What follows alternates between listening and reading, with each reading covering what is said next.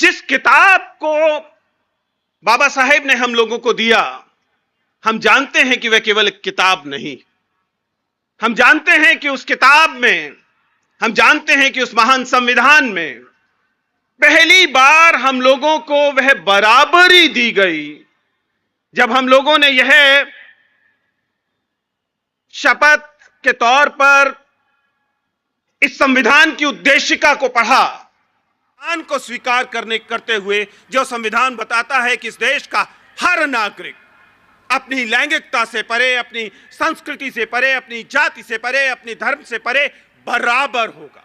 Vision था बाबा साहेब भीमराव अंबेडकर का, जिन्होंने सुनिश्चित किया कि इस देश के हर नागरिक को, हर युवा को, चाहे वह किसी भी परिवार में जन्मा हो, चाहे वह किसी स्कूल कॉलेज में गया हो, चाहे उसकी जाति कुछ भी हो, चाहे उसका धर्म कुछ भी हो, उसके पास इन एस्पिरेशंस की आजादी होगी। बाबा साहेब ने पहले दिन से सुनिश्चित किया कि इस देश के हर नागरिक के पास न केवल वोट का अधिकार होगा, वरन उसका मूल्य बराबर होगा। यह मामला केवल वोट डालने के हक भर का नहीं है, यह मामला आपके वोट के मूल्य का है, आपकी जो मनुष्यता है उसके मूल्य का है। आज भारत राष्ट्र एक राष्ट्र है क्योंकि हमारे पास बाबा साहेब थे। इस बात से कोई फर्क नहीं पड़ता कि अगर 15 अगस्त 1947 को ही देश आजाद हो गया होता, लेकिन हमारे पास डॉक्टर B.R. अम्बेडकर नहीं होते तो भारतवर्ष वो भारतवर्ष नहीं होता। बाबा साहेब बताते हैं कि जाति व्यवस्था श्रम के विभाजन की व्यवस्था नहीं है, जैसा कि बहुत बार कहा जाता है। वह श्रमिकों के विभाजन की व्यवस्था है। वह केवल कामों का बंटवारा नहीं है कि अमुक अमुक काम करेगा और अमुक अमुक काम करेगा। वह उन लोगों का बंटवारा है जो लोग ये मेहनतकश काम करते हैं। बाबा साहेब का योगदान केवल विधि के क्षेत्र में, लॉ के क्षेत्र में नहीं है। उन्होंने श्रम को लेकर जितना गहन अध्ययन किया, एक श्रम मंत्री के तौर पर उन्होंने जो कंट्रीब्यूट किया, वे समझते थे कि इस देश की जनता में श्रम, केवल श्रमिक नहीं, श्रम और उसकी वाजिब कीमत दिला पाना एक बड़ी लड़ाई है आजादी की। दलितों का मसीहा होना भी आसान बात नहीं है, लेकिन बाबा साहेब केवल दलितों के मसीहा नहीं, वो इस राष्ट्र की परिभाषा है। क्योंकि ये राष्ट्र और इस राष्ट्र के दलित भी तब तक सुरक्षित नहीं हैं जब तक ये राष्ट्र इस समता, इस बराबरी, इस बंधुत्व और अन्याय के विरुद्ध होने को अपनी जिम्मेदारी न माने। और जब तक समाज में सत्ता का यह अंतराल, पावर गैप बना रहेगा, तब तक हर वह मौका जो थोड़ी सी ताकत दिला पाएगा, चाहे वो पैसे के तौर पर हो, चाहे वो किसी पदवी के तौर पर हो, चाहे वह किसी नौकरी के तौर पर हो, उसके लिए एक अंधी दौड़ बनी रहेगी। बाबा साहेब का सपना पूरा तब होगा जब हम इस पावर गैप को एड्रेस कर पाएंगे। कुछ लोग जिनके पास अथाह पावर है, आपको उनसे कुछ पावर लेनी पड़ेगी, उन्हें थोड़ा नीचे आना पड़ेगा। लेकिन उससे ज्यादा अहम कि जिनके पास बिल्कुल सत्ता नहीं, जो एकदम पावरलेस हैं, आपको उनको सशक्त बनाना पड़ेगा और उनका स्तर थोड़ा उठाना पड़ेगा। तब जाकर ये पावर गैप समाप्त होगा, कम होगा। और जब ये पावर गैप कम होगा, तब हम एक सच्चे गणतंत्र बनेंगे। तो ज़्यादा वक्त न लेते हुए मैं डॉक्टर विजेंद्र सिंह चौहान जी से उनको आमंत्रित करता हूं, उनको गुजारिश करता हूं कि आप अपने विषय पे हमें संबोधन करके हमारा प्रबोधन करें। Over to doctor Vijendra Singh Chauhan जी।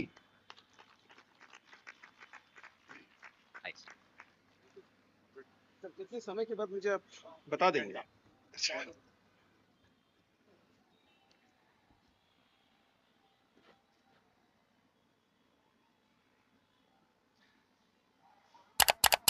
सबसे पहले नागपुर में दीक्षा भूमि के इस प्रांगण में खड़े हो सकने की जो अवसर है, मैं पहले इसे जज्ब कर लेना चाहता हूं, मैं इसे महसूस कर लेना चाहता हूं। मातृशक्ति के नमन से शुरू करूंगा। सबसे पहले मंच पे विराजमान आयुष्मती बेनजीर जी, स्वाति देशपांडे जी, उनसे शुरू करता हूं और मंच पे विराजमान तमाम महानुभावों को मेरा नमन। भाऊ वानखेड़े जी को मेरा नमन, प्रदीप सर को मेरा नमन, मंच पर उपस्थित अन्य लोगों को, और सबसे ज्यादा मेरा नमन आप लोगों को। आज जब हम लोगों का अटेंशन स्पैन, हम कितनी देर सुन सकते हैं, कितनी देर देख सकते हैं, यह अगर 90 सेकंड और 50 सेकंड हो चुका है, कई बार 15 और 20 सेकंड हो चुका है, ऐसे में अगर आप अपना परिचय 7 मिनट तक सुने तो आपको संकोच से गड़ जाने का मन करता है। मैं आयोजकों का दिल से आभार व्यक्त करता हूं कि उन्होंने दिल्ली के इस शिक्षक को यह महान अवसर दिया कि वे इस प्रांगण में आकर खड़े हो सके, वो आपसे बात कर सके। क्योंकि थोड़ा इमेजिन कीजिए, थोड़ा अतीत में जाइए और इस बात पर विचार कीजिए कि जब बाबा साहेब ने यह तय किया कि वह बड़ा कदम उठाएंगे, वह बड़ा कदम जब वे शोषणकारी पूरी की पूरी व्यवस्था को छोड़ने के लिए तैयार हुए, वह कितना क्रांतिकारी कदम था उसकी कल्पना कीजिए। रोंगटे खड़े होते हैं जब आप इस जगह पर खड़े होकर इस बात की कल्पना करते हैं। बाबा साहेब तो चलिए बोधिसत्व थे, महान उनके पास ज्ञान था, समझ थी, इसलिए वे भविष्य को देख सकते थे और उसके आधार पर उनका वह फैसला था कि ठीक है, मैं एक धर्म में पैदा हुआ लेकिन मैं उस धर्म में मरूंगा नहीं। बाबा साहेब ने ऐसा किया, समझ में आता है, क्योंकि उनके पास ज्ञान का वह चरम स्तर था कि वे इस भविष्य को देख सकते थे। लेकिन उनकी कल्पना कीजिए कि वे जो लाखों लाख लोग उस दिन इस जगह पर इकट्ठे हुए, उनके पास वह ज्ञान नहीं था, उनके पास बाबा साहेब थे, उनके पास वह आस्था थी कि इस व्यक्ति के, इस महानुभाव के कदमों पर चलकर वह हासिल किया जा सकता है जो हासिल करने के लिए वे सदियों से तड़प रहे थे। इसलिए सबसे पहले नमन इस भूमि को, नागपुर की, सबसे पहले नमन दीक्षा भूमि को, और उसके साथ वह संकल्प, वह बातचीत जिसके लिए मुझे कुछ समय दिया गया है, वह शुरू करो। क्योंकि जिस किताब को बाबा साहेब ने हम लोगों को दिया, हम जानते हैं कि वह केवल एक किताब नहीं, हम जानते हैं कि उस किताब में, हम जानते हैं कि उस महान संविधान में पहली बार हम लोगों को वह बराबरी दी गई जब हम लोगों ने यह शपथ के तौर पर इस संविधान की उद्देशिका को पढ़ा अभी, और उस उद्देशिका में अवसरों की समानता की बात की गई, स्त्रियों की समानता की बात की गई, पुरुषों की समानता की बात की गई, भेदभाव से मुक्ति की बात की गई। क्या 2025 में यह कल्पना एकदम असंभव हो गई है कि यह जो बराबरी थी, यह बराबरी, शोषण से मुक्ति अनायास नहीं मिल गई, यह शोषण से मुक्ति खैरात में नहीं मिल गई, यह शोषण से मुक्ति संघर्ष से मिली और एक पूरी की पूरी यात्रा से मिली। इसलिए आयुष्मती बेनजीर जब याद दिलाती हैं कि क्या हम उस बराबरी को कायम रखने का कॉल पूरा कर पा रहे हैं, तो हमें इसे गंभीरता से लेना चाहिए। इस देश का कोई भी नागरिक किसी भी किस्म से अगर अपने आप को गैर बराबर मानता है या उसे यह गैर बराबर मानने के लिए मजबूर किया जाता है, उसे यह एहसास कराया जाता है कि आप कमतर नागरिक हैं, तो समझ जाइए कि हम बाबा साहेब को दिए गए अपने वायदे से मुकर रहे हैं। हम एक नागरिक के तौर पर असफल हो रहे हैं। अगर इस देश का कोई भी नागरिक, वो किसी धर्म से आता हो, वो किसी जाति से आता हो, वो किसी क्षेत्र से आता हो, वो आदिवासी हो या वह महानगर में रहता हो, या उसकी कोई भी सांस्कृतिक, सामाजिक, राजनीतिक पहचान हो, लेकिन अगर वह इस देश का नागरिक है और उसे एहसास कराया जा रहा है, एहसास करने के लिए मजबूर किया जा रहा है कि उसे अपने आप को कमतर नागरिक मानना है, तो यह केवल एक समुदाय की हार नहीं है, यह हमारे उस कॉल की, हमारे उस वायदे की हार है जो हमने बाबा साहेब को दिया है, उस संविधान को स्वीकार करते हुए, जो संविधान बताता है कि इस देश का हर नागरिक अपनी लैंगिकता से परे, अपनी संस्कृति से परे, अपनी जाति से परे, अपनी धर्म से परे बराबर होगा। यह बराबर अवसर में होगा, यह बराबर न्याय में होगा, यह बराबर दरअसल वह हर क्षेत्र में होगा। मेरे परिचय में आप लोगों को बताया गया, उम्मीद है आप लोगों ने कुछ वो छोटे छोटे 15-20 सेकंड वाले या 2-4 मिनट वाले वो रील्स और वीडियोस देख डाले होंगे।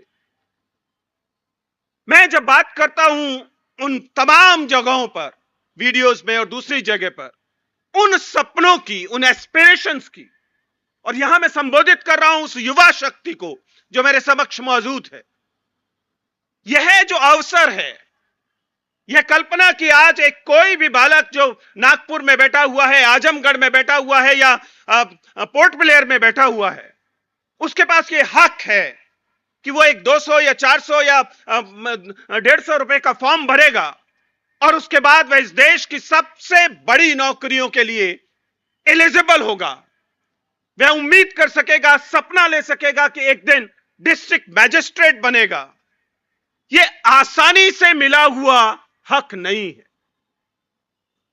यह, हम एक लोकतंत्र हैं, लेकिन लोकतंत्र के साथ साथ हम एक गणतंत्र हैं, हम एक रिपब्लिक हैं, और हमारा रिपब्लिक बनना खैरात में नहीं दिया गया है, कोई चैरिटी नहीं थी कि चलिए भारत को रिपब्लिक बनाते हैं।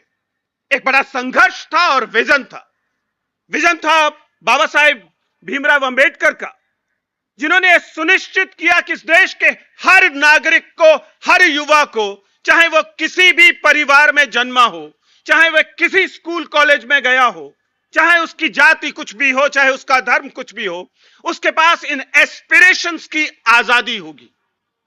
उसके पास हक होगा कि वो सपना ले सके और इस देश का कोई पद, ऊंचे से ऊंचा पद, पीएम का पद, सीएम का पद, डीएम का पद, यह इस बात से तय नहीं होगा कि आप किस परिवार में पैदा हुए। यह इस बात से तय होगा कि आप उसके लिए योग्य थे, आपने प्रतियोगिता की और आप उस जगह तक पहुंचे। आप सबके पास यह हक है, यह संयोग नहीं है। यह बहुत श्रम से, बहुत त्याग से, बहुत बलिदान से हासिल किया गया एक शानदार उपहार है, जिसे हासिल करने में पश्चिम के बड़े बड़े देशों को सेंचुरीज लगी, शताब्दियां लगी। अमेरिका को यह पहले दिन से हासिल नहीं था, यूरोप के देशों को यह पहले दिन से हासिल नहीं था, ब्रिटेन में तो यह आज तक हासिल नहीं है, मोनार्की है। लेकिन आपको बाबा साहिब ने पहले दिन यह हक दिया कि इस देश की हर महिला जो वयस्क है, उसके वोट से तय होगा कि देश का प्रधानमंत्री कौन होगा, देश का राष्ट्रपति कौन होगा। और यह वोट डालने से पहले यह नहीं पूछा जाएगा कि तुम्हारी जाति क्या है।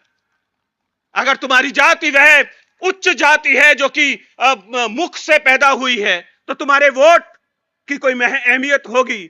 और अगर आपकी जाति वो जाति है जिसके लिए हमें बार बार ब्राह्मणवादियों ने बताया कि वो पांव से पैदा हुई है तो आपके वोट की कोई हक की अहमियत नहीं होगी। ये नहीं था। बाबा साहेब ने पहले दिन से सुनिश्चित किया कि इस देश के हर नागरिक के पास न केवल वोट का अधिकार होगा, वरन उसका मूल्य बराबर होगा। यह मामला केवल वोट डालने के हक भर का नहीं है, यह मामला आपके वोट के मूल्य का है, आपकी जो मनुष्यता है उसके मूल्य का है। मुझसे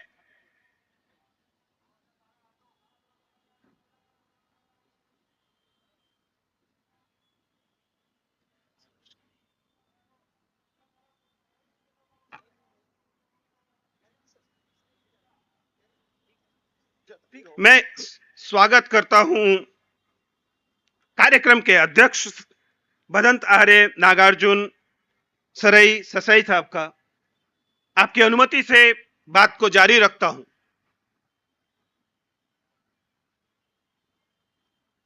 मैं उपस्थित जनसमूह से को याद दिला रहा था कि भारतीय लोकतंत्र एक भारतीय गणतंत्र भी है, और यह भारतीय गणतंत्र किसी एक समुदाय का, किसी एक समूह का, किसी एक जाति, किसी एक धर्म या किसी एक अन्य सांस्कृतिक पहचान मात्र का गणतंत्र नहीं है। यह गणतंत्र हम सब लोगों का गणतंत्र है, और यह हम सब लोगों का गणतंत्र है। यह एक बड़ी उपलब्धि है।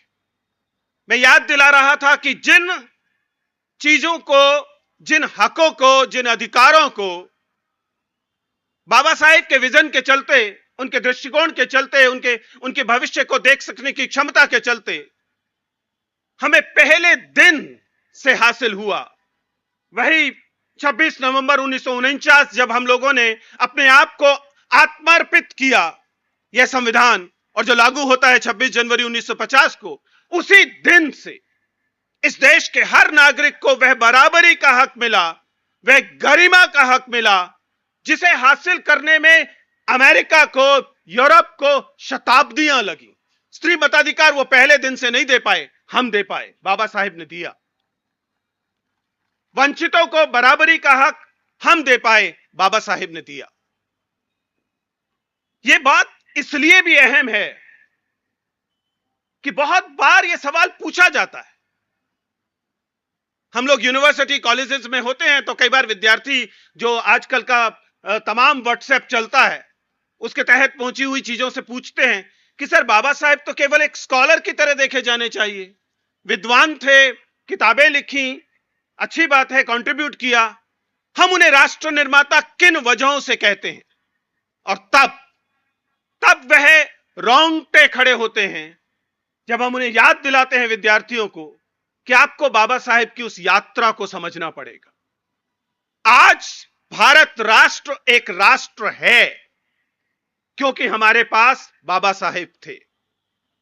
इस बात से कोई फर्क नहीं पड़ता कि अगर 15 अगस्त 1947 को ही देश आजाद हो गया होता, लेकिन हमारे पास डॉक्टर B.R. अंबेडकर नहीं होते, तो भारतवर्ष वो भारतवर्ष नहीं होता जिस भारतवर्ष को आज हम जानते हैं, जिसमें श्रम करने वाली 80% जनता इस देश को ओन कर सकती है। क्योंकि बिना बाबा साहेब के अगर भारत हमें मिलता तो वो भारत, यकीन कीजिए, एक ब्राह्मणिकल ऑर्डर का भारत होता, जिसमें हमारे जन्म तय कर रहा होता कि हमें कौन से हक मिलेंगे, कौन से हक नहीं मिलेंगे।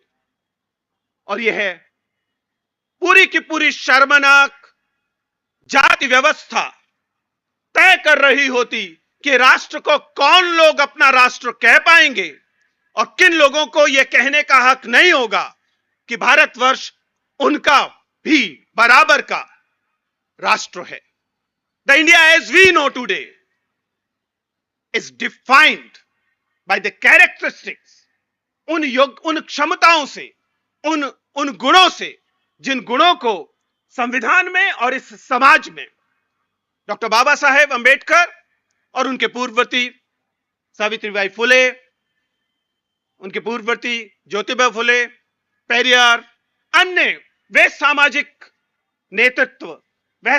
नेतृत्व जिसने इस बात को समझा कि अगर श्रम करने वाले, अगर मेहनत करने वाले 80% समुदाय को आप देश की परिभाषा से बाहर रखेंगे तो देश में कभी न्याय नहीं हो सकता।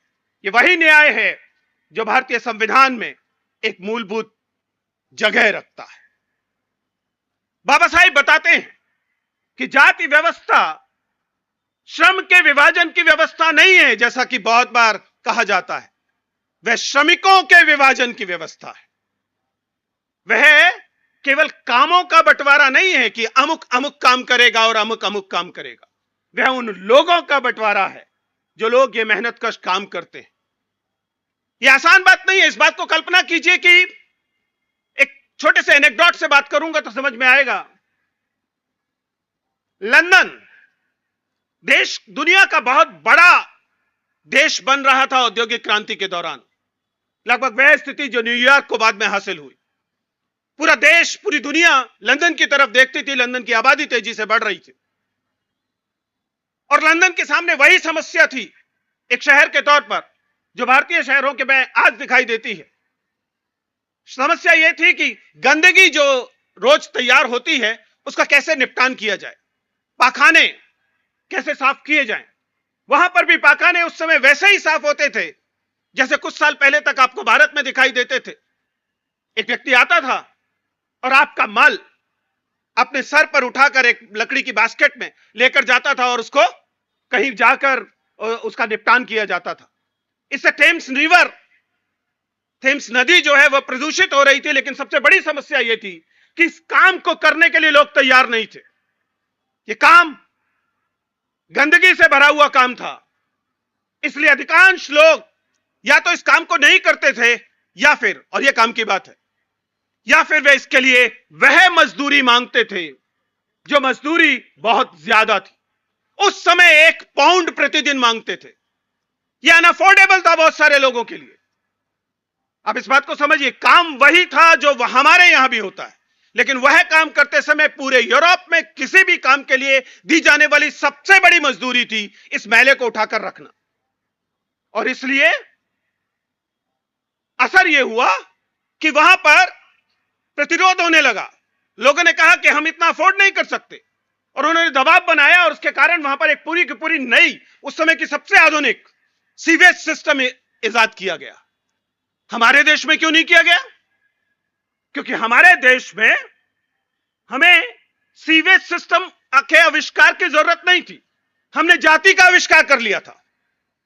हमने तय कर लिया था कि यह काम कौन करेगा और उसे करना ही पड़ेगा। उसके पास कोई विकल्प नहीं था। हमने बाकायदा एक जाति बना दी जिस जाति का काम था गांव गांव में, शहर शहर में तमाम लोगों की गंदगी, मैला उठाने का काम इसी का है। उसके पास यह विकल्प नहीं है कि वो कह सके कि नहीं। उससे बड़ी बात, उसके पास यह विकल्प नहीं है कि वो ये कह सके कि इस काम के लिए वह मजदूरी कितनी लेगा, क्योंकि उसे तो बेगार तक करनी पड़ेगी और यह काम करना ही पड़ेगा।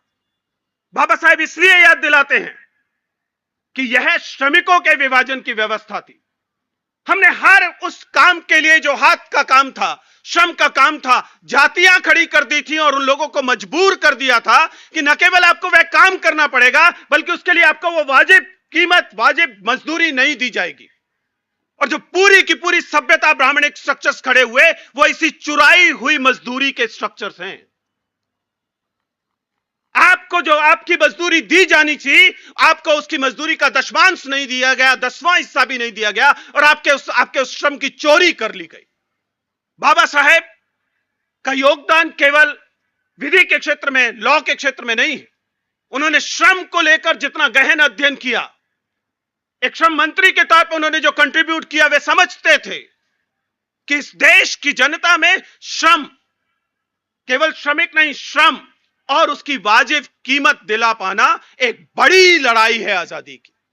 देश केवल इस बात से आजाद नहीं हो जाता कि आपने यूनियन जैक उतारा और उसकी जगह तिरंगा चढ़ा दिया। देश केवल इस बात से आजाद नहीं हो जाता कि आपने गवर्नर जनरल के पद पर या वायसराय के पद पर एक गोरे को हटाया और उसकी जगह राष्ट्रपति के पद पर एक भारतीय व्यक्ति को बैठा दिया। महत्वपूर्ण बातें हैं ये भी, लेकिन इन मात्र से देश आजाद नहीं हो जाता। डॉक्टर भीमराव अंबेडकर ने देश की आजादी के बाद यह कहा, उन्होंने याद दिलाया कि देश केवल इन चीजों से आजाद नहीं होगा। देश तब तक आजाद नहीं होगा जब तक हम आपस में एक दूसरे को बराबर मानना शुरू नहीं कर देंगे।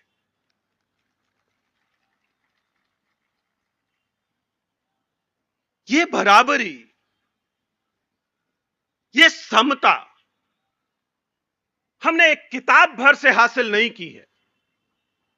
हमने ये समता आपस में जो बंधुत्व है उससे हासिल की है। हमने विजनरीज, डॉक्टर भीमराव अंबेडकर जैसे विजनरीज, उनके विजन से हासिल की है।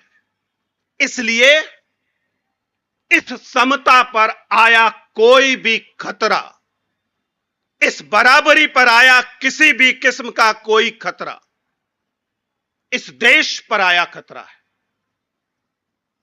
देश को विदेशी मुल्कों से, देश को दुनिया की बड़ी बड़ी सेनाओं से जो खतरा है, उस खतरे को हम लोग हैंडल कर सकते हैं, हमारी सेना हैंडल कर सकती है, हम बचे रहेंगे, सुरक्षित रहेंगे। लेकिन इस बराबरी पर आया हुआ खतरा बाहर से आया हुआ खतरा नहीं है।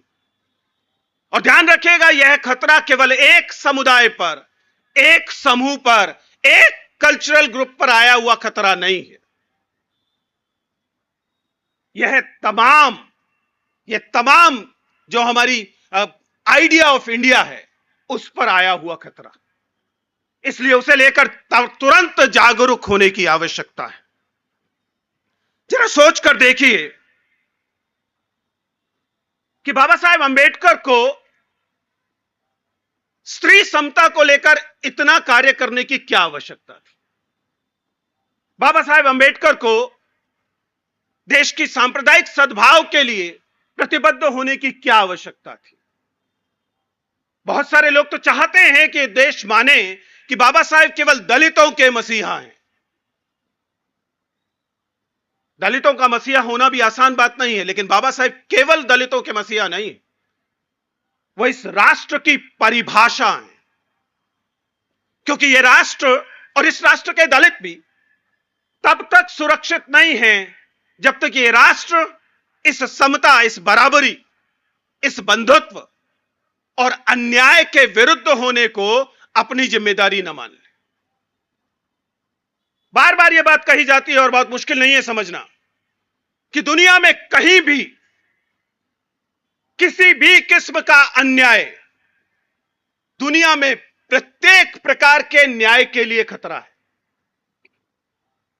इसलिए जब एक समुदाय को वंचित करने की कोशिश की जाती है, जब यह बताने की कोशिश की जाती है कि सावित्रीबाई फुले सही हैं, ज्योतिबा फुले सही हैं, फातिमा शेख का नाम मत लो, जब यह कहने की कोशिश की जाती है तो यह जोखिम केवल एक समुदाय पर आया हुआ जोखिम नहीं है, यह भारत की परिभाषा पर आया हुआ जोखिम है। इससे न दलित बच पाएंगे, क्योंकि दलित अगला निशाना होंगे। अभी निशाना एक समुदाय दिखाई देता है, कल को दूसरा समुदाय होगा। जब सारे समुदायों को निपटा देंगे, हमारे पड़ोसी मुल्क ने यह करने की कोशिश की, तो उसके बाद आपके अपने समुदाय के खंड किए जाएंगे। यह एक अनंत यात्रा है अन्याय की।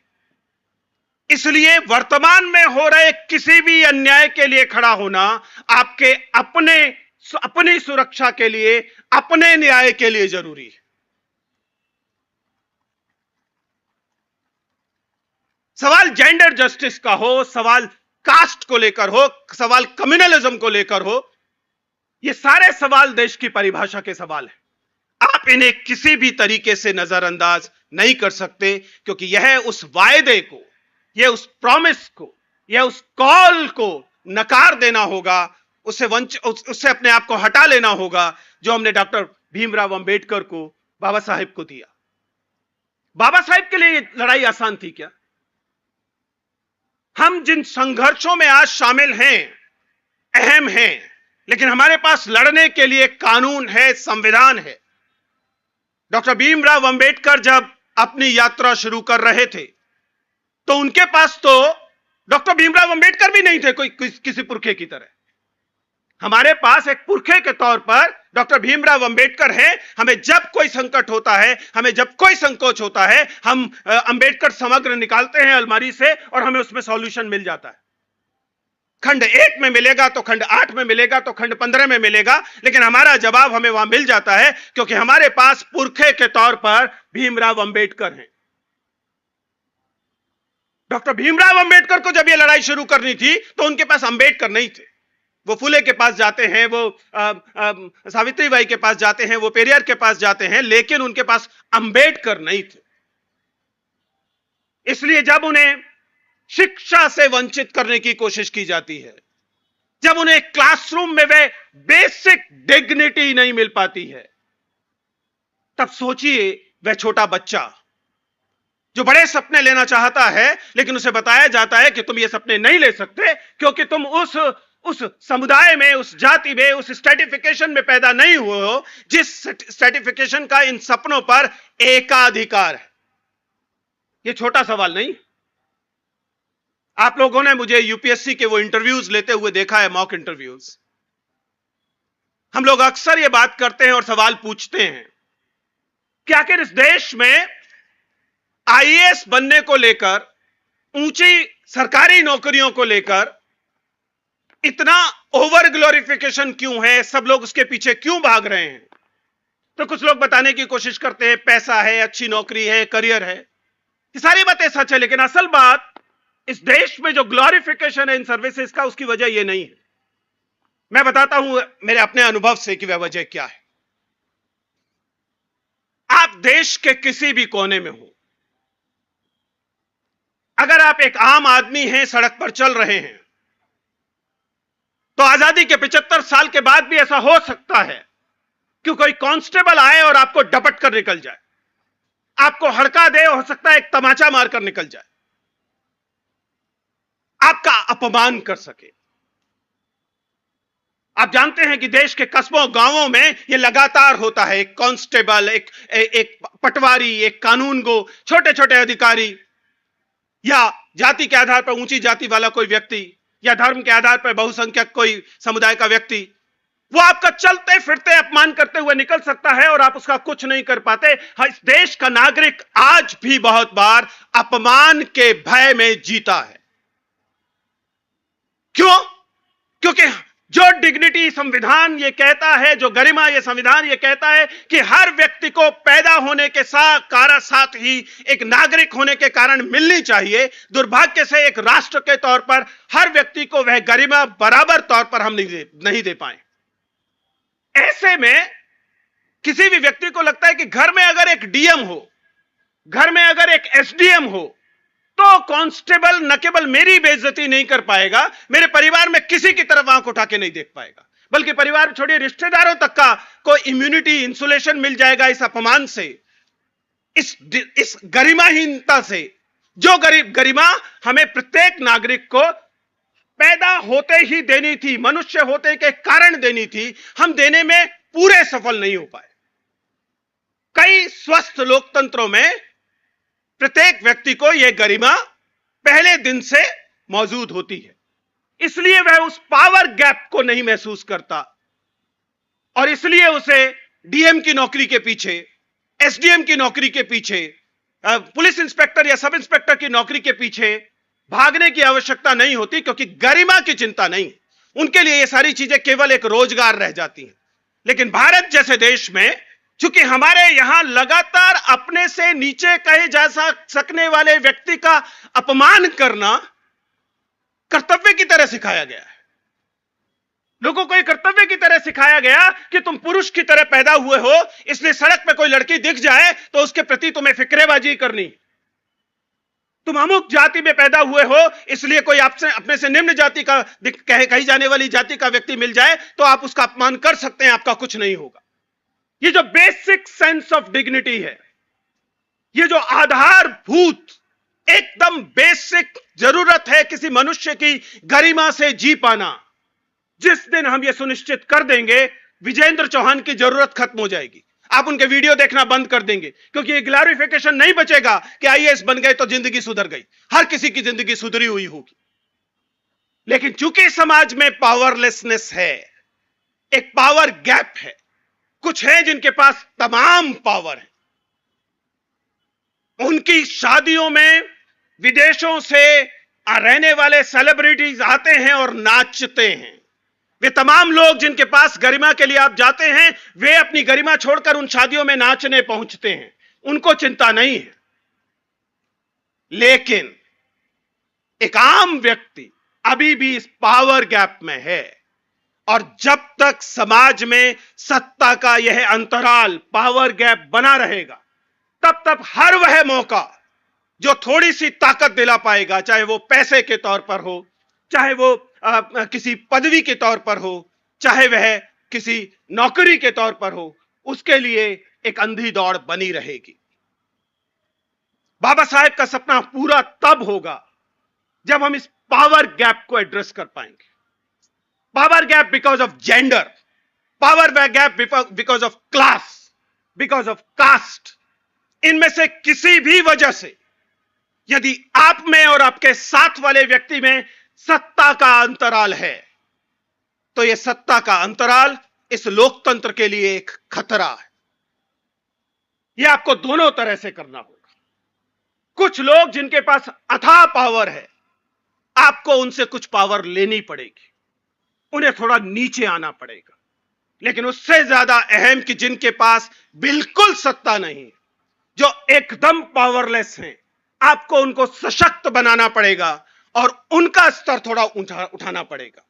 तब जाकर यह पावर गैप समाप्त होगा, कम होगा। और जब यह पावर गैप कम होगा, तब हम एक सच्चे गणतंत्र बनेंगे, तब हम एक सच्चे लोकतंत्र बनेंगे, तब हम बराबर के समाज बनेंगे। एक समाज के तौर पर हमें यह बात याद रखनी पड़ेगी। मैं इस बात को लेकर इतना पैशनेट क्यों हूं कि हमारे समाज में अलग अलग तबकों के लोग, अलग अलग समुदायों के लोग, अलग अलग एथनिसिटीज के लोग, अलग अलग ट्राइबल्स, अलग अलग किस्म की जनजातियां, अलग अलग किस्म की जातियां को एग्जिस्ट करनी चाहिए। क्यों जरूरी है? यह इसलिए जरूरी है कि जिस दिन आपने इस डाइवर्सिटी को अपनी कल्पना से, अपने समाज से, अपने देश से निकाल दिया, बहिष्कृत कर दिया, उस दिन सबका अस्तित्व संकट में आ जाए। यह केवल उन लोगों का अस्तित्व संकट में नहीं डालेगा जो अक़लियत में है, जो अल्पसंख्यक हैं। देखिए, दुनिया के सबसे ताकतवर मुल्क अमेरिका में क्या हो रहा है। अमेरिका के राष्ट्रपति घोषणा करते हैं लगभग कि जैसे चलता आ रहा था डाइवर्सिटी का खेल, नहीं चलेगा। डाइवर्सिटी में बहुत पैसा लगता है, डाइवर्सिटी में लूट होती है। ये सारे सुने सुने वाक्य हैं। हमारे देश में ये सारे वाक्य आरक्षण को लेकर दिए जाते हैं। आरक्षण इनकम्पिटेंट लोगों को आगे ले आता है, आरक्षण गैर बराबरी लाता है, आरक्षण जातिवाद फैलाता है। ये ठीक वही वाक्य हैं जो वाक्य जाति की जगह पे नस्ल रख दीजिए तो अमेरिका में आज सुनाई दे रहे हैं। यानी कि ये जोखिम, ये खतरा केवल देश पर आया खतरा नहीं, ये दुनिया की डाइवर्सिटी पर आया खतरा है। इसलिए इस लड़ाई को भारत को एक अगुआ बनकर आगे लेकर जाना पड़ेगा। मुझे बहुत जरूरी जान पड़ता है, खासतौर से युवाओं को संबोधित हूं, कि जब आप देश के किसी भी इदारे में, किसी स्कूल में, किसी कॉलेज में, किसी आईआईटी में, किसी नौकरी में सपना लेते हैं वंचित होने के बावजूद वहां पहुंचने का, तो आप केवल अपनी जिंदगी नहीं सुधार रहे होते, आप इस देश में नागरिक होने के नाते आपको जो दायित्व दिया गया इस संविधान द्वारा, आप उसे पूरा कर रहे होते हैं। आपका कर्तव्य है कि यदि आप वंचित समुदाय से आते हैं तो देश के ऊंचे पदों को, देश की ऊंची जो महत्वपूर्ण जो गतिविधियां हैं, उन पर अपना दावा, अपना क्लेम पेश कीजिए। डर मत जाइए। आपको हक है कि आप तय करें कि आप सीए बनेंगे। आपको हक है कि आप तय करें कि आप आईएएस बनेंगे। आपको हक है कि आप तय करें कि आप इस देश में एक नेता बनेंगे। जब भी आपको यह एहसास कराया जाता है कि नहीं, आप कमतर हैं, आपको यह हक नहीं है, तब आप इस देश का कुछ हिस्सा छीन लिया जाता है और यह देश भी थोड़ा सा वंचित हो जाता है। यह डाइवर्सिटी हर इदारे में हर तरह के लोग होने चाहिए। अगर आपके इदारे में केवल एक धर्म के लोग हैं, अगर आपके एक संस्थान में केवल एक समाज के लोग हैं, आपके संस्थान में केवल एक लैंगिकता के लोग हैं, केवल स्त्री हैं या केवल पुरुष हैं, तो आप उस जोखिम को बढ़ा रहे हैं, जो खतरा देश के सामने है। इसलिए मैं आपसे गुजारिश करता हूं कि इन सपनों को मत छोड़िए। आपका सपना लेना भारत को भारत बनाता है। आपका सपना लेना वह वादा है जो आपने बाबा साहेब के संविधान से किया है, डॉक्टर अंबेडकर से किया है। इन शब्दों के साथ मैं आपका शुक्रगुजार हूं। मैं दीक्षा भूमि का शुक्रगुजार हूं, मैं आयोजकों का शुक्रगुजार हूं, मैं उन तमाम पुरखों का शुक्रगुजार हूं जिन्होंने यह मौका दिया कि दूर दिल्ली में बैठा हुआ कोई हिंदी का शिक्षक आप लोगों को संबोधित कर सके और अपनी चिंताओं से, अपने सरोकारों से आपको अवगत करा सके, आपसे सीख सके। मंच पर विराजमान अध्यक्ष जी, तमाम लोग और आप सब लोगों को फिर से बहुत बहुत शुक्रिया। जय भीम, जय भारत, नमो बुद्धाय। सबसे पहले नागपुर में दीक्षा भूमि के इस प्रांगण में खड़े हो सकने की जो अवसर है, मैं पहले इसे जज्ब कर लेना चाहता हूं, मैं इसे महसूस कर लेना चाहता हूं। मातृशक्ति के नमन से शुरू करूंगा। सबसे पहले मंच पे विराजमान आयुष्मती बैनर्जी जी, स्वाति देशचंदे जी, उनसे शुरू करता हूं और मंच पे विराजमान तमाम महानुभावों को मेरा नमन। भाऊ वानखेड़े जी को मेरा नमन, प्रदीप सर को मेरा नमन, मंच पर उपस्थित अन्य लोगों को, और सबसे ज्यादा मेरा नमन आप लोगों को। आज जब हम लोगों का अटेंशन स्पैन, हम कितनी देर सुन सकते हैं, कितनी देर देख सकते हैं, यह अगर 90 सेकंड और 50 सेकंड हो चुका है, कई बार 15 और 20 सेकंड हो चुका है, ऐसे में अगर आप अपना परिचय 7 मिनट तक सुने तो आपको संकोच से गड़ जाने का मन करता है। मैं आयोजकों का दिल से आभार व्यक्त करता हूं कि उन्होंने दिल्ली के इस शिक्षक को यह महान अवसर दिया कि वे इस प्रांगण में आकर खड़े हो सके, वो आपसे बात कर सके। क्योंकि थोड़ा इमेजिन कीजिए, थोड़ा अतीत में जाइए और इस बात पर विचार कीजिए कि जब बाबा साहेब ने यह तय किया कि वह बड़ा कदम उठाएंगे, वह बड़ा कदम जब वे शोषणकारी पूरी की पूरी व्यवस्था को छोड़ने के लिए तैयार हुए, वह कितना क्रांतिकारी कदम था उसकी कल्पना कीजिए। रोंगटे खड़े होते हैं जब आप इस जगह पर खड़े होकर इस बात की कल्पना करते हैं। बाबा साहेब तो चलिए बोधिसत्व थे, महान उनके पास ज्ञान था, समझ थी, इसलिए वे भविष्य को देख सकते थे और उसके आधार पर उनका वह फैसला था कि ठीक है, मैं एक धर्म में पैदा हुआ लेकिन मैं उस धर्म में मरूंगा नहीं। बाबा साहेब ने ऐसा किया, समझ में आता है, क्योंकि उनके पास ज्ञान का वह चरम स्तर था कि वे इस भविष्य को देख सकते थे। लेकिन उनकी कल्पना कीजिए कि वे जो लाखों लाख लोग उस दिन इस जगह पर इकट्ठे हुए, उनके पास वह ज्ञान नहीं था। उनके पास बाबा साहेब थे। उनके पास वह आस्था थी कि इस व्यक्ति के, इस महानुभाव के कदमों पर चलकर वह हासिल किया जा सकता है जो हासिल करने के लिए वे सदियों से तड़प रहे थे। इसलिए सबसे पहले नमन इस भूमि को, नागपुर की, सबसे पहले नमन दीक्षा भूमि को, और उसके साथ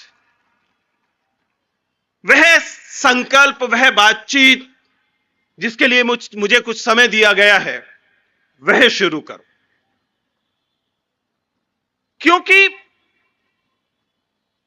जिस किताब को बाबा साहेब ने हम लोगों को दिया, हम जानते हैं कि वह केवल एक किताब नहीं। हम जानते हैं कि उस किताब में, हम जानते हैं कि उस महान संविधान में पहली बार हम लोगों को वह बराबरी दी गई जब हम लोगों ने यह शपथ के तौर पर इस संविधान की उद्देशिका को पढ़ा अभी, और उस उद्देशिका में अवसरों की समानता की बात की गई, स्त्रियों की समानता की बात की गई, पुरुषों की समानता की बात की गई, भेदभाव से मुक्ति की बात की गई। क्या 2025 में यह कल्पना एकदम असंभव हो गई है कि यह जो बराबरी थी, यह बराबरी, शोषण से मुक्ति अनायास नहीं मिल गई। यह शोषण से मुक्ति खैरात में नहीं मिल गई। यह शोषण से मुक्ति संघर्ष से मिली और एक पूरी की पूरी यात्रा से मिली। इसलिए आयुष्मती बनर्जी जब याद दिलाती हैं कि क्या हम उस बराबरी को कायम रखने का कॉल पूरा कर पा रहे हैं, तो हमें इसे गंभीरता से लेना चाहिए। इस देश का कोई भी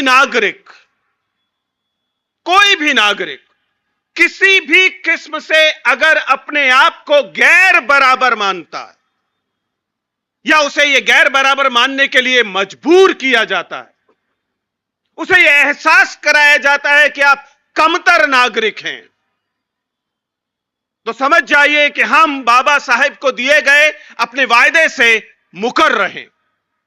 हम एक नागरिक के तौर पर असफल हो रहे हैं। अगर इस देश का कोई भी नागरिक, वो किसी धर्म से आता हो, वो किसी जाति से आता हो, वो किसी क्षेत्र से आता हो, वो आदिवासी हो या वह महानगर में रहता हो, या उसकी कोई भी सांस्कृतिक, सामाजिक, राजनीतिक पहचान हो, लेकिन अगर वह इस देश का नागरिक है और उसे एहसास कराया जा रहा है, एहसास करने के लिए मजबूर किया जा रहा है कि उसे अपने आप को कमतर नागरिक मानना है, तो यह केवल एक समुदाय की हार नहीं है, यह हमारे उस कॉल की, हमारे उस वायदे की हार है जो हमने बाबा साहेब को दिया है, उस संविधान को स्वीकार करते हुए, जो संविधान बताता है कि इस देश का हर नागरिक अपनी लैंगिकता से परे, अपनी संस्कृति से परे, अपनी जाति से परे, अपनी धर्म से परे बराबर होगा। यह बराबर अवसर में होगा, यह बराबर न्याय में होगा, यह बराबर दरअसल वह हर क्षेत्र में होगा। मेरे परिचय में आप लोगों को बताया गया, उम्मीद है आप लोगों ने कुछ वो छोटे छोटे 15-20 सेकंड वाले या 2-4 मिनट वाले वो रील्स और वीडियोस देख डाले होंगे। मैं जब बात करता हूं उन तमाम जगहों पर, वीडियोस में और दूसरी जगह पर, उन सपनों की, उन एस्पिरेशंस की, और यहां मैं संबोधित कर रहा हूं उस युवा शक्ति को जो मेरे समक्ष मौजूद है। यह जो अवसर है, यह कल्पना कि आज एक कोई भी बालक जो नागपुर में बैठा हुआ है, आजमगढ़ में बैठा हुआ है या पोर्ट ब्लेयर में बैठा हुआ है, उसके पास यह हक है कि वो एक 200 या 400 या 150 रुपए का फॉर्म भरेगा और उसके बाद वह इस देश की सबसे बड़ी नौकरियों के लिए एलिजिबल होगा। वह उम्मीद कर सकेगा, सपना ले सकेगा कि एक दिन डिस्ट्रिक्ट मैजिस्ट्रेट बनेगा। यह आसानी से मिला हुआ हक नहीं है। यह है, हम एक लोकतंत्र हैं, लेकिन लोकतंत्र के साथ साथ हम एक गणतंत्र हैं, हम एक रिपब्लिक हैं। और हमारा रिपब्लिक बनना खैरात में नहीं दिया गया है, कि चैरिटी नहीं थी कि चलिए भारत को रिपब्लिक बनाते हैं। एक बड़ा संघर्ष था और विजन था। विजन था बाबा साहेब भीमराव अंबेडकर का, जिन्होंने सुनिश्चित किया कि इस देश के हर नागरिक को, हर युवा को, चाहे वह किसी भी परिवार में जन्मा हो, चाहे वह किसी स्कूल कॉलेज में गया हो, चाहे उसकी जाति कुछ भी हो, चाहे उसका धर्म कुछ भी हो, उसके पास इन एस्पिरेशंस की आजादी होगी। उसके पास हक होगा कि वह सपना ले सके और इस देश का कोई पद, ऊंचे से ऊंचा पद, पीएम का पद, सीएम का पद, डीएम का पद, यह इस बात से तय नहीं होगा कि आप किस परिवार में पैदा हुए। यह इस बात से तय होगा कि आप उसके लिए योग्य थे, आपने प्रतियोगिता की और आप उस जगह तक पहुंचे। आप सबके पास यह हक है, यह संयोग नहीं है। यह बहुत श्रम से, बहुत त्याग से, बहुत बलिदान से हासिल किया गया एक शानदार उपहार है, जिसे हासिल करने में पश्चिम के बड़े बड़े देशों को सेंचुरीज लगी, शताब्दियां लगी। अमेरिका को यह पहले दिन से हासिल नहीं था, यूरोप के देशों को यह पहले दिन से हासिल नहीं था, ब्रिटेन में तो यह आज तक हासिल नहीं है, मोनार्की है। लेकिन आपको बाबा साहिब ने पहले दिन यह हक दिया कि इस देश की हर महिला जो वयस्क है, उसके वोट से तय होगा कि देश का प्रधानमंत्री कौन होगा, देश का राष्ट्रपति कौन होगा। और यह वोट डालने से पहले यह नहीं पूछा जाएगा कि तुम्हारी जाति क्या है। अगर तुम्हारी जाति वह उच्च जाति है जो कि मुख से पैदा हुई है, तो तुम्हारे वोट की कोई अहमियत होगी। और अगर आपकी जाति वो जाति है जिसके लिए हमें बार बार ब्राह्मणवादियों ने बताया कि वो पांव से पैदा हुई है, तो आपके वोट की कोई हक की अहमियत नहीं होगी। यह नहीं था। बाबा साहेब ने पहले दिन से सुनिश्चित किया कि इस देश के हर नागरिक के पास न केवल वोट का अधिकार होगा, वरन उसका मूल्य बराबर होगा।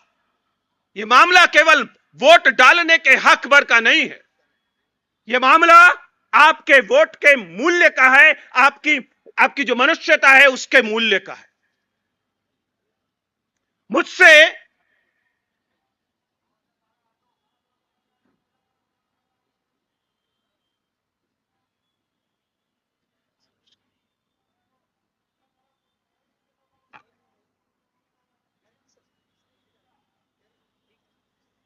मैं स्वागत करता हूं कार्यक्रम के अध्यक्ष भदंत आर्य नागार्जुन सरई ससाई साहब का। आपकी अनुमति से बात को जारी रखता हूं।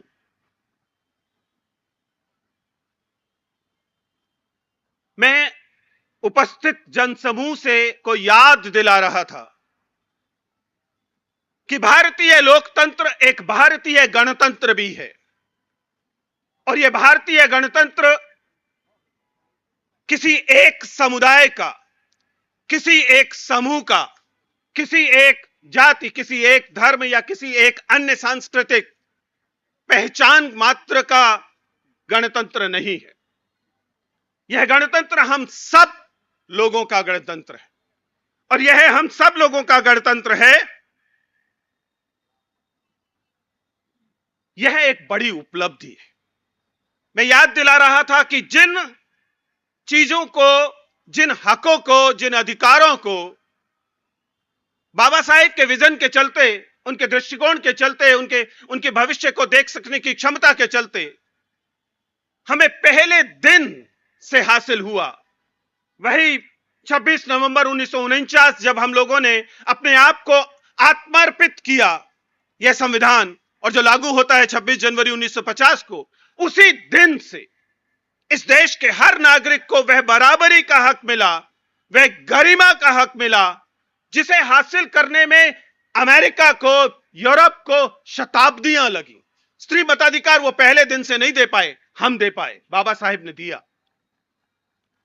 वंचितों को बराबरी का हक हम दे पाए, बाबा साहेब ने दिया। यह बात इसलिए भी अहम है कि बहुत बार यह सवाल पूछा जाता है।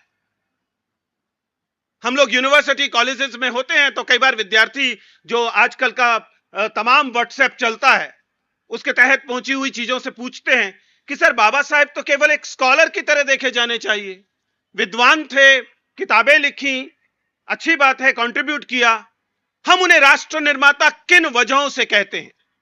और तब वह रोंगटे खड़े होते हैं जब हम उन्हें याद दिलाते हैं विद्यार्थियों को कि आपको बाबा साहेब की उस यात्रा को समझना पड़ेगा। आज भारत राष्ट्र एक राष्ट्र है क्योंकि हमारे पास बाबा साहेब थे।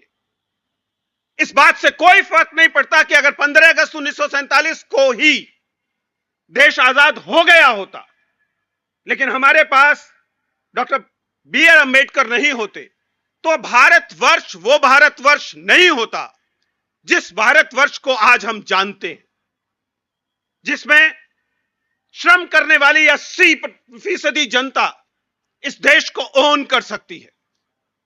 क्योंकि बिना बाबा साहेब के अगर भारत हमें मिलता तो वो भारत, यकीन कीजिए, एक ब्राह्मणिकल ऑर्डर का भारत होता जिसमें हमारे जन्म तय कर रहा होता कि हमें कौन से हक मिलेंगे, कौन से हक नहीं मिलेंगे। और यह है पूरी की पूरी शर्मनाक जाति व्यवस्था तय कर रही होती कि राष्ट्र को कौन लोग अपना राष्ट्र कह पाएंगे और किन लोगों को यह कहने का हक नहीं होगा कि भारतवर्ष उनका भी बराबर का राष्ट्र है। The India as we know today is defined by the characteristics, उन क्षमताओं से, उन गुणों से जिन गुणों को संविधान में और इस समाज में डॉक्टर बाबा साहेब अंबेडकर और उनके पूर्ववर्ती सावित्रीबाई फुले, उनके पूर्ववर्ती ज्योतिबा फुले, पेरियार, अन्य वह सामाजिक नेतृत्व जिसने इस बात को समझा कि अगर श्रम करने वाले, अगर मेहनत करने वाले 80% समुदाय को आप देश की परिभाषा से बाहर रखेंगे तो देश में कभी न्याय नहीं हो सकता। यह वही न्याय है जो भारतीय संविधान में एक मूलभूत जगह रखता है। बाबा साहेब बताते हैं कि जाति व्यवस्था श्रम के विभाजन की व्यवस्था नहीं है जैसा कि बहुत बार कहा जाता है, वह श्रमिकों के विभाजन की व्यवस्था है। वह केवल कामों का बंटवारा नहीं है कि अमुक अमुक काम करेगा और अमुक अमुक काम करेगा, वह उन लोगों का बंटवारा है जो लोग ये मेहनतकश काम करते हैं। यह आसान बात नहीं है। इस बात को कल्पना कीजिए कि एक छोटे से एनेक्डोट से बात करूंगा तो समझ में आएगा। लंदन देश दुनिया का बहुत बड़ा देश बन रहा था औद्योगिक क्रांति के दौरान, लगभग वह स्थिति जो न्यूयॉर्क को बाद में हासिल हुई। पूरा देश, पूरी दुनिया लंदन की तरफ देखती थी, लंदन की आबादी तेजी से बढ़ रही थी और लंदन के सामने वही समस्या थी एक शहर के तौर पर जो भारतीय शहरों के में आज दिखाई देती है। समस्या यह थी कि गंदगी जो रोज तैयार होती है उसका कैसे निपटान किया जाए, पाखाने कैसे साफ किए जाएं। वहां पर भी पाखाने उस समय वैसे ही साफ होते थे जैसे कुछ साल पहले तक आपको भारत में दिखाई देते थे। एक व्यक्ति आता था और आपका माल अपने सर पर उठाकर एक लकड़ी की बास्केट में लेकर जाता था और उसको कहीं जाकर उसका निपटान किया जाता था। इससे थेम्स नदी जो है वह प्रदूषित हो रही थी, लेकिन सबसे बड़ी समस्या यह थी कि इस काम को करने के लिए लोग तैयार नहीं थे। यह काम गंदगी से भरा हुआ काम था, इसलिए अधिकांश लोग या तो इस काम को नहीं करते थे या फिर, और यह काम की बात है, या फिर वे इसके लिए वह मजदूरी मांगते थे जो मजदूरी बहुत ज्यादा थी। उस समय 1 पाउंड प्रतिदिन मांगते थे। यह अनअफोर्डेबल था बहुत सारे लोगों के लिए। आप इस बात को समझिए, काम वही था जो हमारे यहां भी होता है, लेकिन वह काम करते समय पूरे यूरोप में किसी भी काम के लिए दी जाने वाली सबसे बड़ी मजदूरी थी इस मैले को उठाकर रखना। और इसलिए असर यह हुआ कि वहां पर प्रतिरोध होने लगा। लोगों ने कहा कि हम इतना अफोर्ड नहीं कर सकते, और उन्होंने दबाव बनाया, और उसके कारण वहां पर एक पूरी की पूरी नई, उस समय की सबसे आधुनिक सीवेज सिस्टम इजाद किया गया। हमारे देश में क्यों नहीं किया गया? क्योंकि हमारे देश में हमें सीवेज सिस्टम के आविष्कार की जरूरत नहीं थी। हमने जाति का आविष्कार कर लिया था। हमने तय कर लिया था कि यह काम कौन करेगा और उसे करना ही पड़ेगा। उसके पास कोई विकल्प नहीं था। हमने बाकायदा एक जाति बना दी, जिस जाति का काम था गांव गांव में, शहर शहर में तमाम लोगों की गंदगी मैला उठाने का काम इसी का है। उसके पास यह विकल्प नहीं है कि वो कह सके कि नहीं, उससे बड़ी बात उसके पास यह विकल्प नहीं है कि वो ये कह सके कि इस काम के लिए वह मजदूरी कितनी लेगा, क्योंकि उसे तो बेगार तक करनी पड़ेगी और यह काम करना ही पड़ेगा। बाबा साहेब इसलिए याद दिलाते हैं कि यह श्रमिकों के विभाजन की व्यवस्था थी। हमने हर उस काम के लिए जो हाथ का काम था, श्रम का काम था, जातियां खड़ी कर दी थी और उन लोगों को मजबूर कर दिया था कि न केवल आपको वह काम करना पड़ेगा, बल्कि उसके लिए आपको वो वाजिब कीमत, वाजिब मजदूरी नहीं दी जाएगी। और जो पूरी की पूरी सभ्यता ब्राह्मणिक स्ट्रक्चर्स खड़े हुए, वो इसी चुराई हुई मजदूरी के स्ट्रक्चर्स हैं। आपको जो आपकी मजदूरी दी जानी थी, आपको उसकी मजदूरी का दशमांश नहीं दिया गया, 10वां हिस्सा भी नहीं दिया गया, और आपके उस श्रम की चोरी कर ली गई। बाबा साहेब का योगदान केवल विधि के क्षेत्र में, लॉ के क्षेत्र में नहीं है। उन्होंने श्रम को लेकर जितना गहन अध्ययन किया, एक श्रम मंत्री के तौर पर उन्होंने जो कंट्रीब्यूट किया, वे समझते थे कि इस देश की जनता में श्रम, केवल श्रमिक नहीं, श्रम और उसकी वाजिब कीमत दिला पाना एक बड़ी लड़ाई है आजादी की। देश केवल इस बात से आजाद नहीं हो जाता कि आपने यूनियन जैक उतारा और उसकी जगह तिरंगा चढ़ा दिया। देश केवल इस बात से आजाद नहीं हो जाता कि आपने गवर्नर जनरल के पद पर या वायसराय के पद पर एक गोरे को हटाया और उसकी जगह राष्ट्रपति के पद पर एक भारतीय व्यक्ति को बैठा दिया। महत्वपूर्ण बातें हैं ये भी, लेकिन इन मात्र से देश आजाद नहीं हो जाता। डॉक्टर भीमराव अंबेडकर ने देश की आजादी के बाद यह कहा, उन्होंने याद दिलाया कि देश केवल इन चीजों से आजाद नहीं होगा। देश तब तक आजाद नहीं होगा जब तक हम आपस में एक दूसरे को बराबर मानना शुरू नहीं कर देंगे।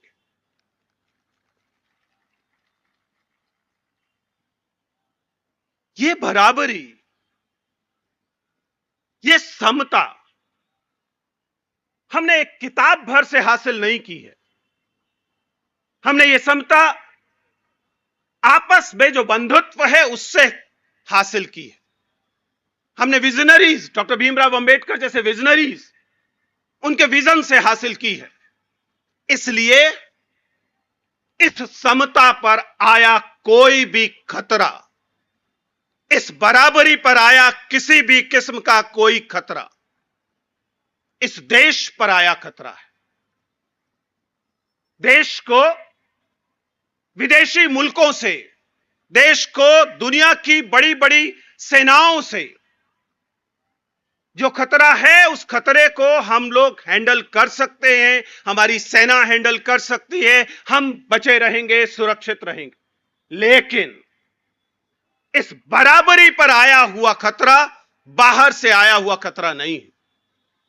और ध्यान रखिएगा, यह खतरा केवल एक समुदाय पर, एक समूह पर, एक कल्चरल ग्रुप पर आया हुआ खतरा नहीं है।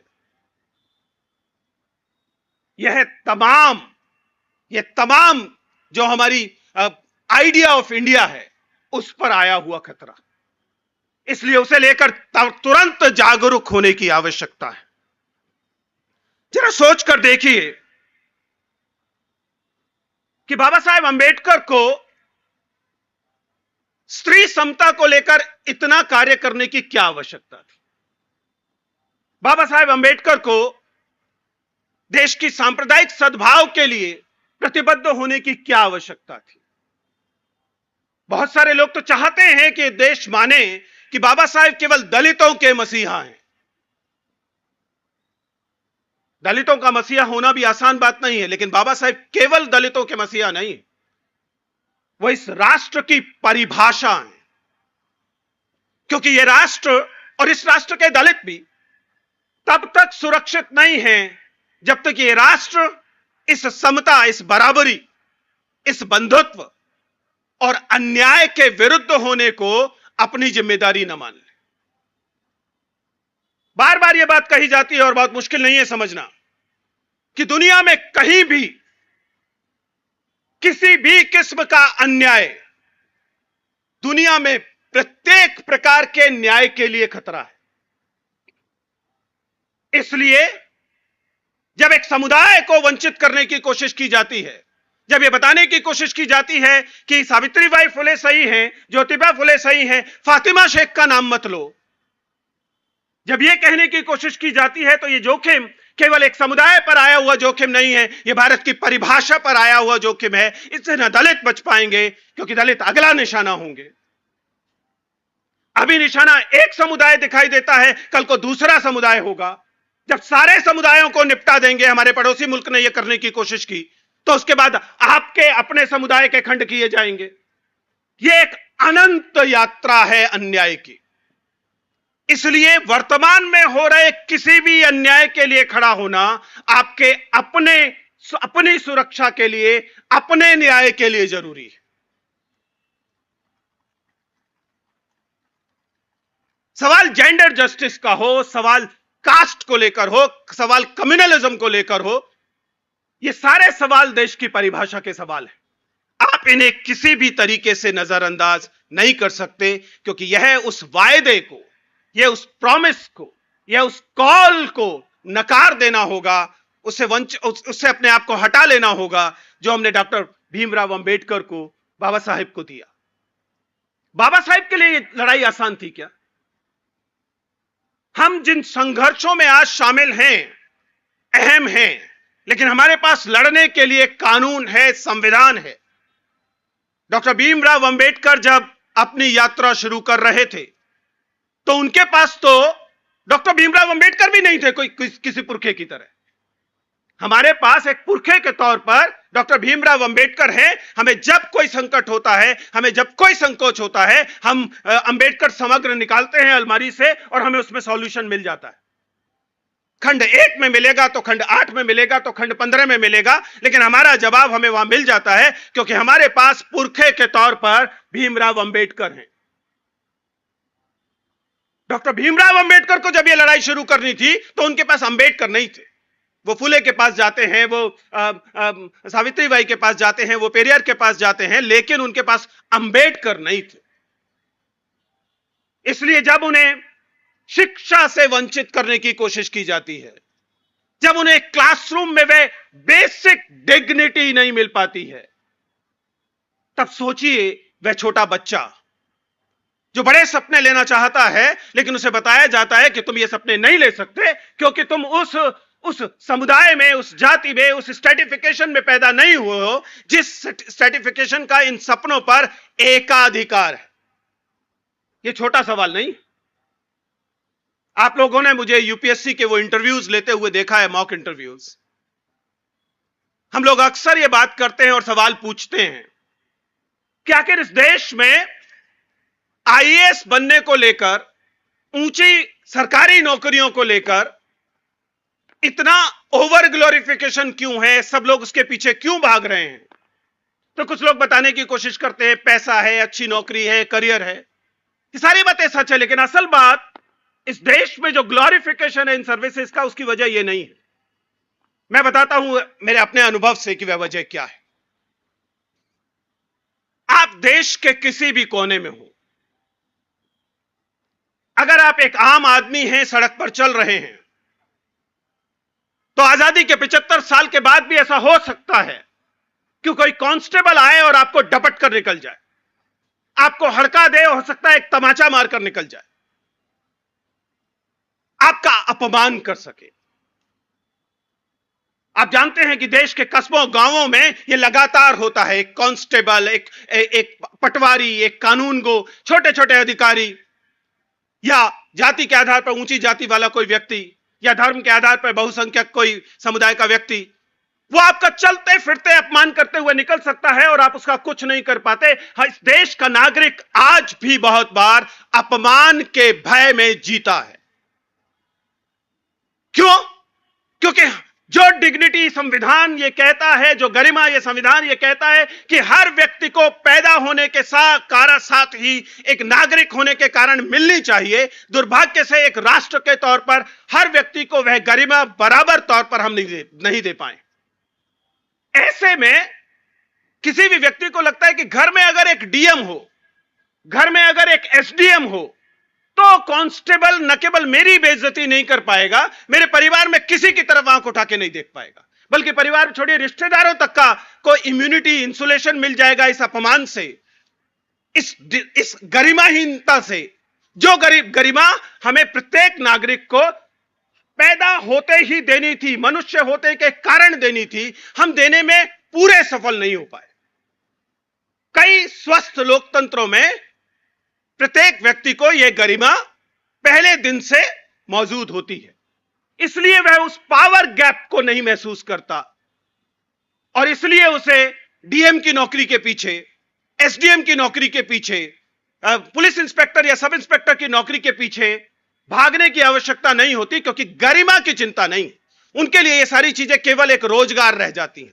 लेकिन भारत जैसे देश में, चूंकि हमारे यहां लगातार अपने से नीचे कहे जा सकने वाले व्यक्ति का अपमान करना कर्तव्य की तरह सिखाया गया है, लोगों को यह कर्तव्य की तरह सिखाया गया कि तुम पुरुष की तरह पैदा हुए हो, इसलिए सड़क पे कोई लड़की दिख जाए तो उसके प्रति तुम्हें फिक्रेबाजी करनी। तुम अमुक जाति में पैदा हुए हो, इसलिए कोई आपसे अपने से निम्न जाति का कही जाने वाली जाति का व्यक्ति मिल जाए तो आप उसका अपमान कर सकते हैं, आपका कुछ नहीं होगा। ये जो बेसिक सेंस ऑफ डिग्निटी है, ये जो आधारभूत एकदम बेसिक जरूरत है किसी मनुष्य की गरिमा से जी पाना, जिस दिन हम ये सुनिश्चित कर देंगे, विजेंद्र चौहान की जरूरत खत्म हो जाएगी। आप उनके वीडियो देखना बंद कर देंगे, क्योंकि ये ग्लोरिफिकेशन नहीं बचेगा कि आईएएस बन गए तो जिंदगी सुधर गई। हर किसी की जिंदगी सुधरी हुई होगी, लेकिन चूंकि समाज में पावरलेसनेस है, एक पावर गैप है, कुछ है जिनके पास तमाम पावर है, उनकी शादियों में विदेशों से रहने वाले सेलिब्रिटीज आते हैं और नाचते हैं। वे तमाम लोग जिनके पास गरिमा के लिए आप जाते हैं, वे अपनी गरिमा छोड़कर उन शादियों में नाचने पहुंचते हैं, उनको चिंता नहीं है। लेकिन एक आम व्यक्ति अभी भी इस पावर गैप में है, और जब तक समाज में सत्ता का यह अंतराल, पावर गैप बना रहेगा, तब तक हर वह मौका जो थोड़ी सी ताकत दिला पाएगा, चाहे वो पैसे के तौर पर हो, चाहे वो किसी पदवी के तौर पर हो, चाहे वह किसी नौकरी के तौर पर हो, उसके लिए एक अंधी दौड़ बनी रहेगी। बाबा साहेब का सपना पूरा तब होगा जब हम इस पावर गैप को एड्रेस कर पाएंगे। Power gap because of gender, power gap because of class, because of caste, इनमें से किसी भी वजह से यदि आप में और आपके साथ वाले व्यक्ति में सत्ता का अंतराल है, तो यह सत्ता का अंतराल इस लोकतंत्र के लिए एक खतरा है। यह आपको दोनों तरह से करना होगा। कुछ लोग जिनके पास अथाह पावर है, आपको उनसे कुछ पावर लेनी पड़ेगी, उन्हें थोड़ा नीचे आना पड़ेगा। लेकिन उससे ज्यादा अहम कि जिनके पास बिल्कुल सत्ता नहीं, जो एकदम पावरलेस हैं, आपको उनको सशक्त बनाना पड़ेगा और उनका स्तर थोड़ा उठाना पड़ेगा। तब जाकर यह पावर गैप समाप्त होगा, कम होगा। और जब यह पावर गैप कम होगा, तब हम एक सच्चे गणतंत्र बनेंगे, तब हम एक सच्चे लोकतंत्र बनेंगे, तब हम बराबर के समाज बनेंगे। एक समाज के तौर पर हमें यह बात याद रखनी पड़ेगी। मैं इस बात को लेकर इतना पैशनेट क्यों हूं कि हमारे समाज में अलग अलग तबकों के लोग, अलग अलग समुदायों के लोग, अलग अलग एथनिसिटीज के लोग, अलग अलग ट्राइबल्स, अलग अलग किस्म की जनजातियां, अलग अलग किस्म की जातियां को एग्जिस्ट करनी चाहिए। क्यों जरूरी है? यह इसलिए जरूरी है कि जिस दिन आपने इस डाइवर्सिटी को अपनी कल्पना से, अपने समाज से, अपने देश से निकाल दिया, बहिष्कृत कर दिया, उस दिन सबका अस्तित्व संकट में आ जाए। यह केवल उन लोगों का अस्तित्व संकट में नहीं डालेगा जो अक़लियत में है, जो अल्पसंख्यक हैं। देखिए दुनिया के सबसे ताकतवर मुल्क अमेरिका में क्या हो रहा है। अमेरिका के राष्ट्रपति घोषणा करते हैं लगभग कि जैसे चलता आ रहा था डाइवर्सिटी का खेल नहीं चलेगा। डाइवर्सिटी में बहुत पैसा लगता है, डाइवर्सिटी में लूट होती है। ये सारे सुने सुने वाक्य हैं। हमारे देश में ये सारे वाक्य आरक्षण को लेकर दिए जाते हैं। आरक्षण इनकम्पिटेंट लोगों को आगे ले आता है, आरक्षण गैर बराबरी लाता है, आरक्षण जातिवाद फैलाता है। ये ठीक वही वाक्य हैं जो वाक्य जाति की जगह पे नस्ल रख दीजिए तो अमेरिका में आज सुनाई दे रहे हैं। यानी कि ये जोखिम, ये खतरा केवल देश पर आया खतरा नहीं, ये दुनिया की डाइवर्सिटी पर आया खतरा है। इसलिए इस लड़ाई को भारत को एक अगुआ बनकर आगे लेकर जाना पड़ेगा। मुझे बहुत जरूरी जान पड़ता है, खासतौर से युवाओं को संबोधित हूं,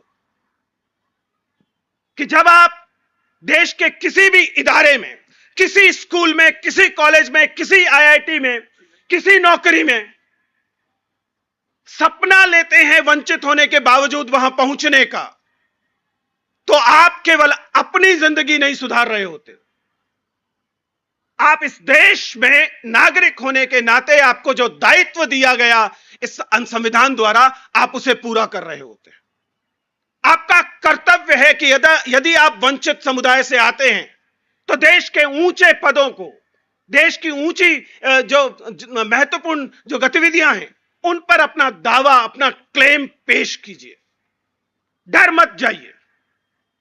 आपको हक है कि आप तय करें कि आप सीए बनेंगे, आपको हक है कि आप तय करें कि आप आईएएस बनेंगे, आपको हक है कि आप तय करें कि आप इस देश में एक नेता बनेंगे।